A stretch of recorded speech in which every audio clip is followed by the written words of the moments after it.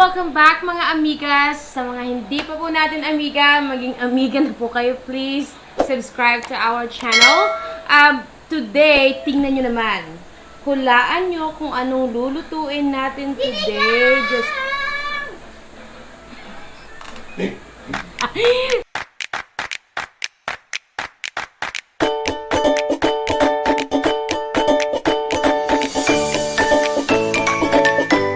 Sinigang po, yes! Fried pork belly sinigang with shrimp! Today, just... Alright, as usual, let's start with the ingredients. So, meron po tayo 1 kilong hipon. Ayan po siya kalalaki. 1 kilo po yan. And, meron tayong 1 kilong pork belly din. Chop na siya para sa pangsigang. Ayan yung cut niya.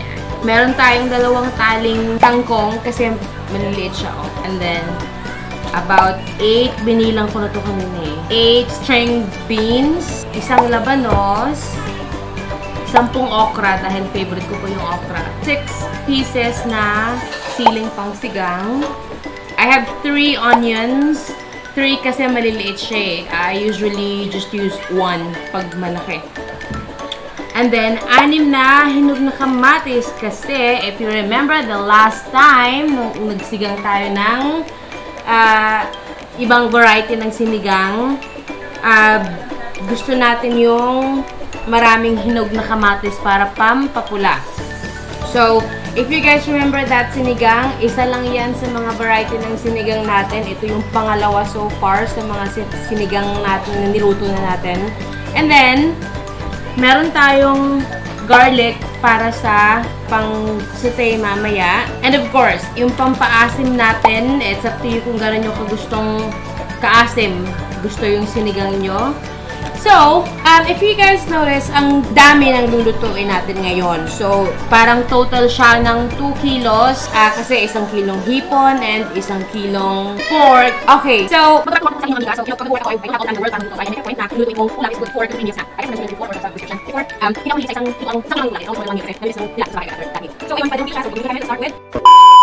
start with the liempo. Ipa-fry po natin siya. Yes, ipa-fry.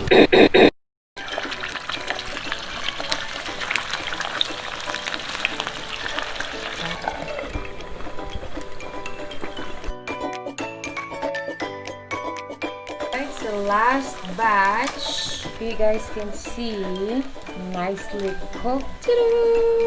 Alright, let's saute the garlic. Guys, yung oil galing dun sa pinagprituhan natin ng pork belly. Lalagyan na natin.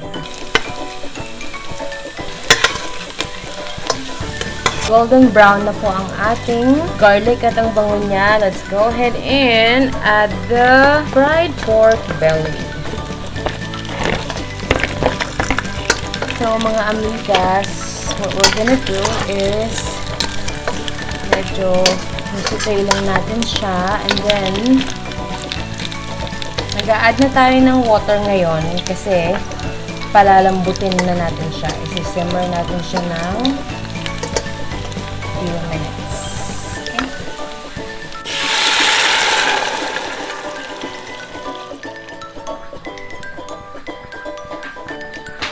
Alright guys, while sinisimmer niyo siya sa unang kulo, ako, nilalagay ko na yung ibang ingredients like tomatoes, chilies, and onion para mas malasa siya hanggang sa lumambot na yung pork.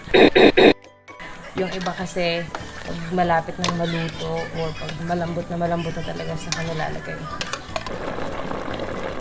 Alright guys, ayan na siya after 30 minutes. Medyo malambot na yung karne pero we would want it to be more tender pa. Mas gusto ko siyang mas malambot. Pero ilalagay na natin ang ating labanos kasi gusto ko malambot din siya. And then we are going to add more water. Tapos, check na lang natin siya every now and then kung malambot na para ma-add natin yung ibang ingredients.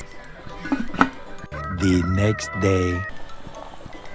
Alright guys, after 10 years, charot, malambot na siya. So, pwede na natin lagyan ng pampaas. O diba, ang tagal magpalambot sa kalan. So, kung may mga pressure cooker kayo, that's really great. So, magpaparinig po tayo sa ating poging editor. NANI? Lagyan na natin yung pampaasim.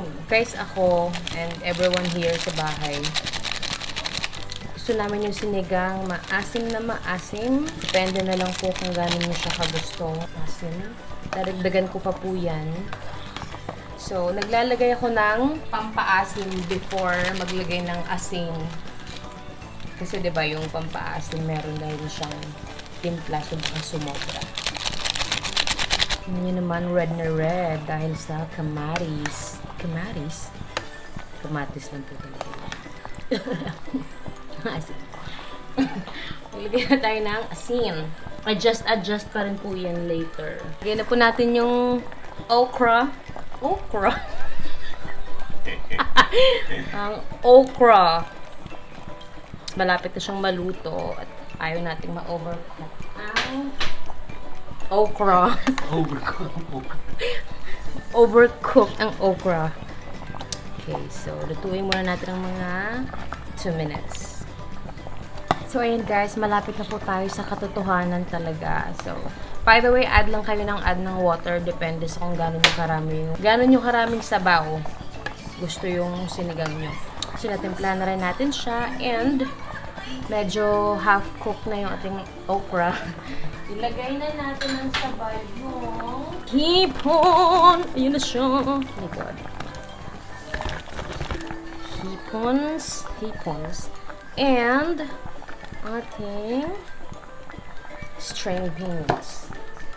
Lulutuin lang natin siya ng mga 2 to 3 minutes para hindi rin ma-overcook yung pinagdag nating gulay and yung shrimp. Oh my God, yan na siya. Ang perfect niya. Ang perfect talaga. Nasaan yung mga baboy? Ayun. 2 to 3 minutes para sa hipon and string beans and later yung ating kangkong. Ilalagay na lang po natin yung ating water spinach. Kangkong po at lulutuin na lang natin siya. Alright mga amigas, ayan na po ang ating special fried pork belly with shrimp sinigang. So ayan na po. Ang bango niya, manamis-namis yung lasa because of the shrimp. So ayan po. Enjoy your lunch amigas and see you next time!